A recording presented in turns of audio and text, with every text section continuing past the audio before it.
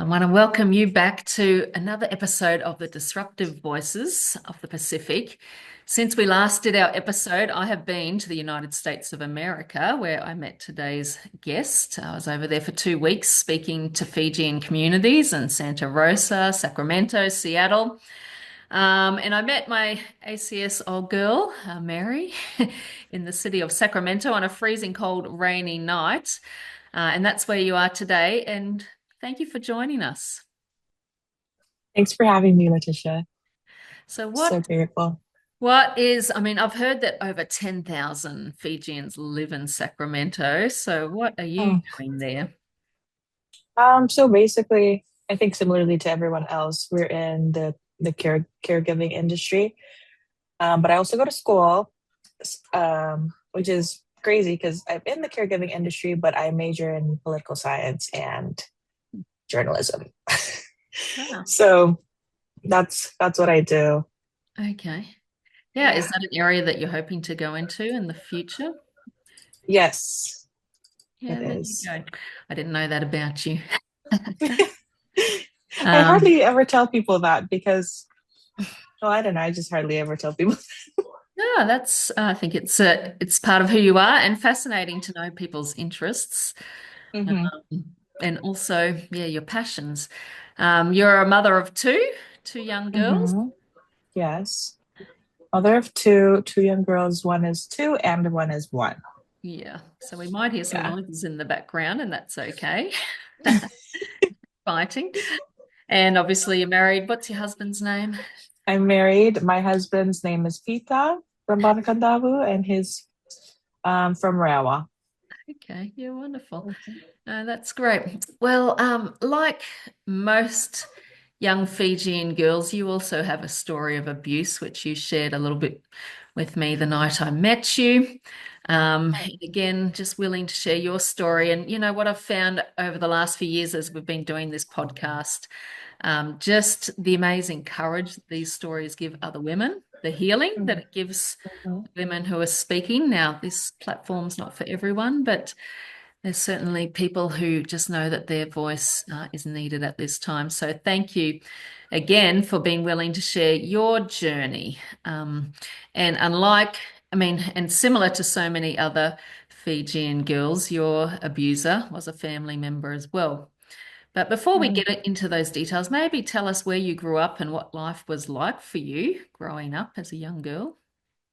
Yeah. So I grew up in a very, I would say it's a blended dynamic, a blended family dynamic, mainly because I was adopted and raised by my uncle, my biological mom's brother, mainly because she is my mom. She is the youngest of, I was going to say 21. She's the youngest of 10.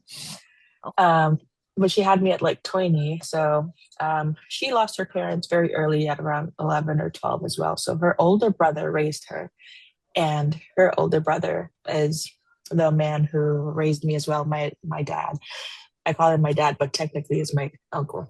So I grew up around um, him and his family, and I would go back and forth between uh, here in America and Fiji as a young child. But I also witnessed a lot of like abuse, like a lot of domestic abuse in terms of like physical abuse, emotional abuse, verbal abuse within our family dynamic, uh, which most people don't like to talk about. But I think it's important to. I was listening to this podcast today, and it says to know yourself is important. So I think it's important to know ourselves and to know like the status or the current situation of where we are, our families, ourselves, our hearts. So I think it's important to talk about the abuse and all the things that happened then, so that we can better understand now and move forward better. You know? Totally. Um, It's part of shaping who we are. Um, yeah, and I guess definitely. for you as a young girl witnessing that, what did that do to you? Did it normalize it, or did you know deep in Um, your heart this is not normal? I knew like I would I have my memories as early as like 5, witnessing like domestic abuse. Um, and I knew it was not normal, but the I would see those my stepmom who would be abused or who would be hit and stuff. I would see her countless times cover up for him and just love him regardless. So I feel like that became the idea of, oh wait, okay, so this is love, this is normal. You know, it kind of shaped my idea of what was normal in terms of love and what to expect or accept. But then growing up and actually doing the inner work, I realized like that's not normal. I then realized that my childhood that I would people also would tell me like, hey, you're living the best of both worlds. You're traveling to and fro every time. Like you live in America, you come to Fiji, you know, you have a when I'd come to Fiji, it'd be so different because we'd all be in our home with our all the cousins, all the relatives. But when I'd go back to America, it's just me. And people kind of make that seem like it was a great life. Eh? But now as an adult, as a mom, as a wife, I look back and I'm just like flabbergasted because no child should have been witnessing things like that or going through things like that. Um, and instead of actually being talked to about it, or it was just, you know, brushed under the table, just move on with your life type situation. So um, it definitely, at the time, it seemed kind of normal because I would just see it often. But now, as an adult, it's not normal at all. And I would not want my children to be going through the same exact thing or witnessing the same exact thing. Mm. So I think that's my purpose in life to try and do things differently for them. So, Yeah. Who were you coming to stay with as a child in America? my family, Oh, my your mum. mom, yeah, my biological mom. So she's in Fiji with my other siblings and my dad. Um, so when I would come to Fiji, I would stay with her and the rest of my family, and I did that on and off. Well, every year, almost every year, coming to Fiji for summer for 3 months and then coming back. Um, and then up until like eighth, after I was done with eighth grade, they decided to send me to boarding school. And then I never wanted to come back because I had Okay. too much fun over there. Sawani. Really? Even with all the weeding and scrubbing? Yes. Yeah. There's a lot of fun. A lot of fun. Well, that's great that you got to experience that. Mhm. So then, your real father, where was he in the picture? Was he a part of your life at all? No. No. Okay. No, there you go. Have Yeah. you ever met him? No. No. You know, Okay. surprisingly, I was just telling my husband this. Like, I had this random person. This may be TMI. My family may be watching this and think that this is TMI, but I don't care. Um, I had this random person add me on Facebook and say, Bula Lewa, Sandende, like basically saying, hello, hello, my girl or my dear. It's been so long. And I was like, who is this random person saying this to me? And I screenshotted it and I sent it. I kind of had an inkling that this was my biological dad, but I didn't want to ask my mom because she Mm, was always like very dismissive about the subject. okay. So Right. I screenshotted it and I sent it to the aunt whose husband was the one that abused me. And she said, oh, yeah, that might be your dad. And Wow. it's like, even people in my family, I think, I don't know if it was they knew who he was because I've never met him. I don't know what his name is. Mm, I've just, no one has ever told me anything about him.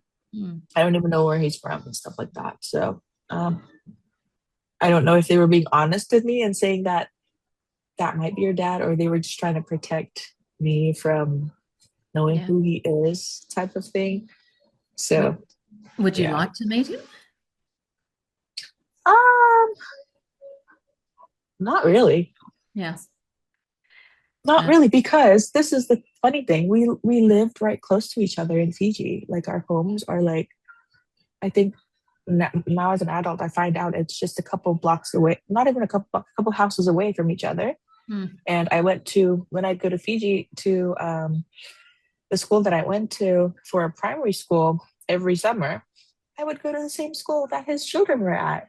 My Okay. other, yeah. So Yeah, no, I feel like they had every chance to come and get to know me and stuff. But I think they just chose not to. So yeah, yeah, no, Fiji's small. Okay, so yeah. at the age of 11 is when your abuse happened. Can you describe that and what that was like for you as a young girl? Yeah, so I was going to, it was summertime, obviously. I was going to spend the holidays at my aunt's house with her husband at, I think it's Tavor, in Tavor, Mhm. with my cousin, who's also an 8 years old girl. And we were going there.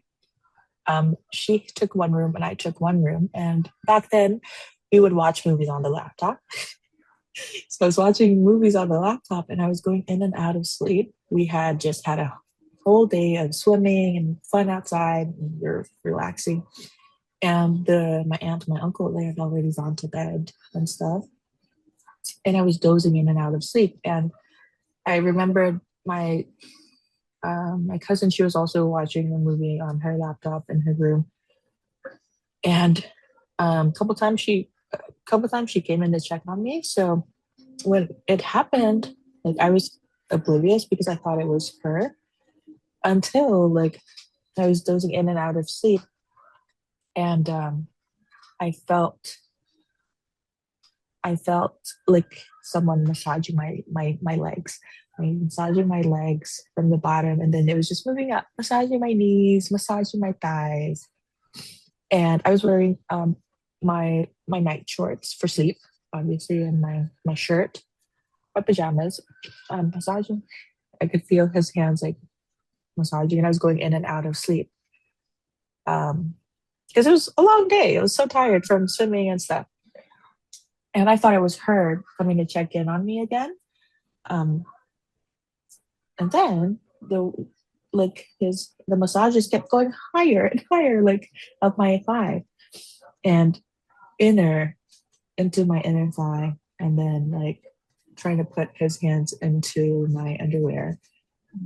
And I could just feel his fingers basically trying to fondle my private areas, but couldn't because I was wearing pants, obviously. And that's when I woke up and I was like, what is this? And then I was like, hey, what are you doing? And I screamed and he goes, oh, I just came up here to show you a pair of canvas that I bought you. And that's what he said. And I was so flabbergasted, like, canvas? Are you serious at this time? You're trying to show me a pair of Exactly, canvas? because that's normal. Yeah. So I was kind of shook at how that happened. Mhm. So I probably, but then I was 11, you know? I sometimes think back to that situation. Could have went to wake my auntie up, but I didn't. I just went and I went to see my cousin. She was sleeping. So she went back to the room, closed the door and locked it. And I slept and I stayed. When I woke up, I'm usually up early and I woke up and I was just in the room the whole entire day because I was like pretending to sleep. I was kind Mm. of traumatized, like not knowing like how do you know, how do I act? I felt like I was the one who did something wrong almost. And the next day, did you see him? Was he still in the home? Yeah, yeah. We had to Okay. sit down and have like brunch together and like I didn't say much. My aunt, I think she noticed that I was like, because I'm usually a very talkative person. Everybody that knows me knows that. And she noticed how quiet I was, and not talking and saying anything to her or to anyone at the table. So she asked me like, "Hey, are you okay?" And I was kind of still scared of to speak up because I looked over and he was like glaring at me almost. So I was just like, "Oh yeah, I think I want to go back home." I cut my trip shorter than it should have been. And when we got home, I told my cousin what happened, and she ended up telling her mom. Um, and we had that talk, and I told her about what happened. And this was like, I think 1 or 2 months later. Okay. I didn't even, it was crazy. I didn't even tell my parents, I think, until like a couple of weeks later. Because I was Mm. still in shock about it, like trying to process what had happened. Because like in my head, I had so much respect for him as like a pastor. And Yeah, so he was currently a pastor at this time. yes, yeah, So he's somebody currently. that you think you should trust, Yeah, that you respect. yeah. And he Yeah. was always around all the kids in our family, always like buying everybody things and just like being the uncle that everybody loved to be around, you know? So for that to happen, it kind of really, it really caught me off guard, and it made me like not trust myself because I thought I could trust this person, you know? I thought I could feel safe around this person. Hmm. And Yeah. it made me So think like, oh, I don't think my intuition is right and my thoughts are. yeah. Yeah, no. So when your auntie found out, how did she respond? So this is your uncle's wife. Mhm. So she is my blood relative. He is the one that's married to her. Yeah. So when she found out, we had that we sat down and we talked about it, and I had already told my mom and my dad then. My parents were in Fiji, Mhm. so I had already told them about it. And my dad, who's in Fiji, he's in the army, so he was kind of like really mad, saying to go and bring him, take him up to army camp and stuff. And I think they were having that conversation of uh, maybe like let's just sit down and talk and see what happens. So I don't think we ever ended up doing any of that. Mm. Oh, because I don't think they ever reported him or anything. I think they just went to see him, sat down, and talked about it. And again, that's what I think happened. I don't really know what happened after that because I just told the adults in my life and the people that I trusted and allowed them to handle it because at 11 years old, I didn't know how I was to handle that situation. Yeah. Um, like it seems very scary to be like trying to go against a pastor kind of thing, you know? Yeah. No. Especially after like so many people have been speaking up about it and no one was believing them. So I was like, will anyone believe me too? Yeah. Yeah, And so did they, when you told your parents, did they believe you? they did. Yeah. Yeah, Right. they did. That was the thing that I'm always super grateful about. Yeah. That when things I've told them, they've always believed me. And they've always, chose to take my side and stand up for me. So that's something I'm super grateful about. Yeah. Yeah, And as we say on this podcast regularly, children don't lie about these things. yeah, As parents, we should take it very, very seriously when kids yeah. report this type of stuff to us. So Hmm. it turns out that your uncle had been doing this to other children. To other girls, other young girls, I think as young as like 13 as well, or and other they were also in the church because that was all the gossip around the church at the time that he was doing it to other people. So again, I've never actually heard anyone come forth or to tell me personally, but I've heard this from our relatives and other people who went to the church say that yeah, you're not the only one who was doing that to other people, other girls in the church. So that's how I know about that. Um, and to like sex workers as well. So yeah. So he had a few problems there, I feel like a unfortunately. few is an understatement. Yeah. He shouldn't. How do these people get to be pastors, is what I want to I know. know. Me neither. Really. Yeah. Um, was there any consequences for him? I mean, did the church become aware? Um, yeah. So he is no longer a pastor. They had to. He's. I think they made him step down or something. Okay. Um, and he was taken to court. I'm not sure if it was for one of these similar cases, but he was definitely taken to court for something, and no longer allowed to serve in the church. Because at the time when all this happened, he was successful as a pastor. He had his own like show on the air broadcasting, his little sessions and stuff on the radio every Sunday, and he would go around Fiji. Like people would, he was like very in demand as a pastor. So Wow. yeah, Yeah, yeah. but then meanwhile, uh, a child abuser, and his wife ended up leaving him as well. Mm-hmm. Yeah. So Yeah. devastation for him. And I think you mentioned to me that he's now gone blind. Mm, yeah. Yeah, So which I've is heard. very sad. Mm. So, you're 11, and quite often people say, well, why didn't you report it?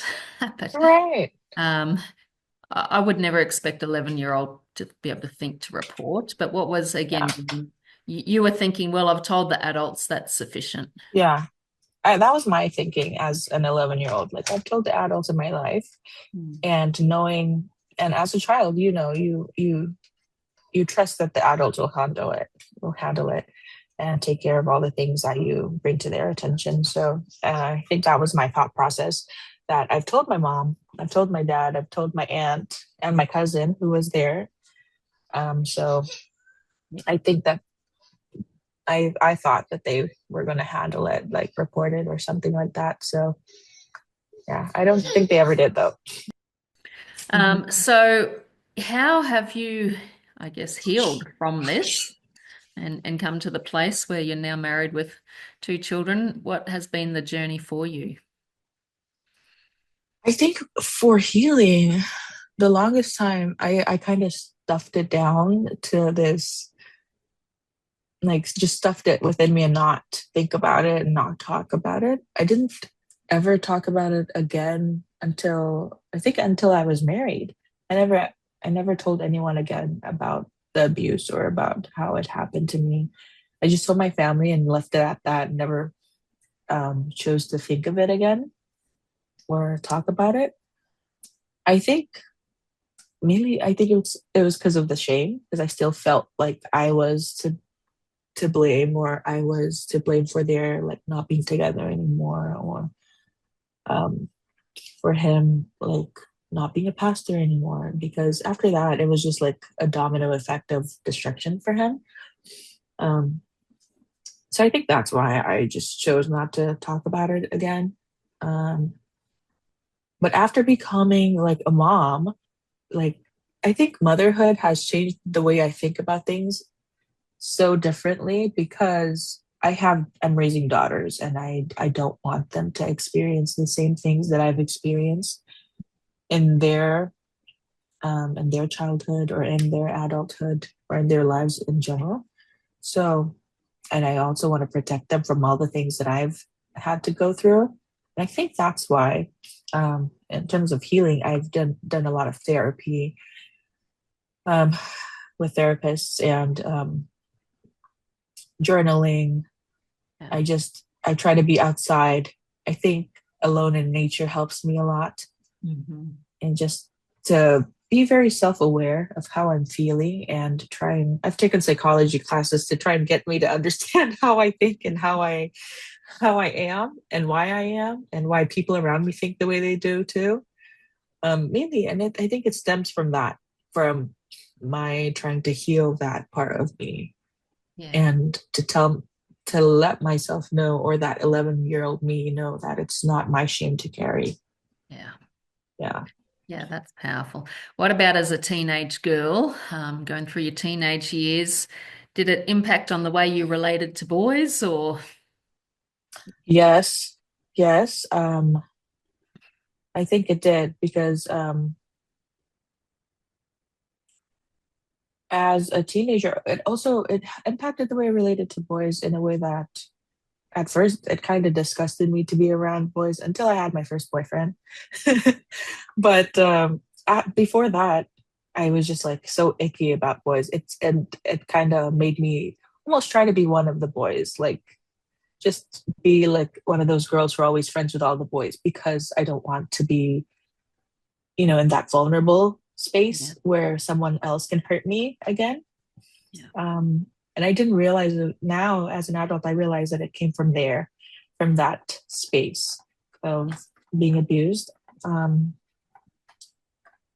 and it definitely made me very rebellious. Like, I think as I started to grow up, that feeling of shame kind of turned into anger, sort of, and just rebelling against, I think, my own church beliefs because, we're Seventh-day Adventists. And I started to think, like, oh my gosh, if someone high up in our church could do this to us, like why do I believe these things? And like, I started rebelling. So I started like playing sports on Sabbath and doing my own thing and not going to church with my family and like hanging out Yeah. with my friends, and started drinking and smoking very young with my friends. So I definitely think it came from there because I just had so much anger, so much unresolved anger. Now that I think about it, Yeah. yeah, and it was basically from all the men in my life who I felt like were supposed to Yeah. protect me and did not, and exposed me to things that I shouldn't have been exposed to, like, domestic abuse, sexual abuse, seeing verbal abuse and stuff. Yeah, so Yeah, no, it's huge. It's a lot. And again, I think it's important when we look at our young people today, it's easy to judge the fruit, their yeah, actions, the rebellion, the hmm, smoking. And I keep telling yeah, adults, I keep telling teachers, pastors, that's the yeah, fruit of a deeper root. yes, Let's sit down with this young person and find out what's going on. Um, yeah, and most times there's some deep pain, deep, deep pain. hmm, And so being able to provide spaces where we can talk is so important. And listen to them and believe them because yeah. everyone has a story. But the good news is, so how did you, I'm keen because now you are back at a church in Mm, Sacramento.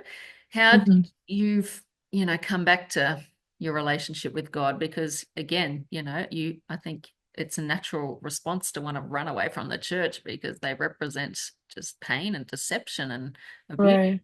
So, what's brought you back to God? For me, it was just getting tired of waking up like hungover, or waking up confused and not like feeling like I have no purpose, kind of thing. That was what led me to like make better choices and get back to going to church and get back to my spiritual beliefs of keeping the Sabbath, going to church, taking my children to Sabbath schools, stuff like that. Um, I think that's what it was, because I finally realized that the anger is getting me nowhere and the vices are getting me nowhere even more. So I think that's what it was. And then I ended up getting sick. Hmm.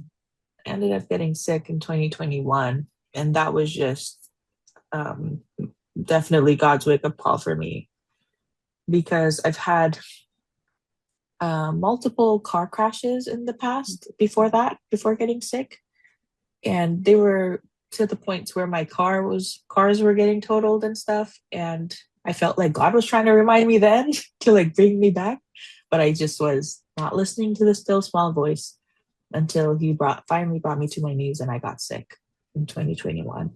Wow. So, but after that, yeah, my faith has not wavered since then, Yeah. since recovering and having children now, after I was told that I would never have children, Okay. having children now. Wow. So, Yeah. Look, our time is almost up. Even though mm, you're living in the States, mhm, we were having a bit of a discussion last week. Quite often, the culture of silence and taboo follows mm, the yeah. Fiji community. And you were sharing some stories with me, and I guess this is why they've had me over there speaking as well. But what is your message, as especially to Christians? What is our message? How will we see an end to this culture of abuse and taboo? I think my message would be to always ask ourselves, like, what would Jesus do? Because Jesus always spoke up for those who had no voice, you know? Jesus always spoke up for the injustice. And we can't allow status or the perceptions of others to stop us from doing what's right. And at the end of the day, it's the principle. Yeah. For me, it's always been that. It's the principle. Like you have to make sure you have enough integrity to do the right thing and speak your truth when it matters. Yeah. Kindly. Yeah. And for other women who are still living in the pain of their abuse, have shoved it Mhm. down and haven't found their voice yet, what would you like to leave with them? I would like to let them know that it's not their fault, that it's not their shame to carry. Your value is not tied to what a man thinks or to what way you were abused in, but to Christ who died for us and who thought you were to die for. Yeah. Beautiful. Well, thank you so much for your time today. And I know it's heading into the evening there. And you're Mhm. going to be back in Fiji soon. I think we'll be there together in Mhm. July, which will be exciting. But thank you Yeah. so much, Mary, for your voice and blessings Thank to you. you. Thanks so much, Letitia.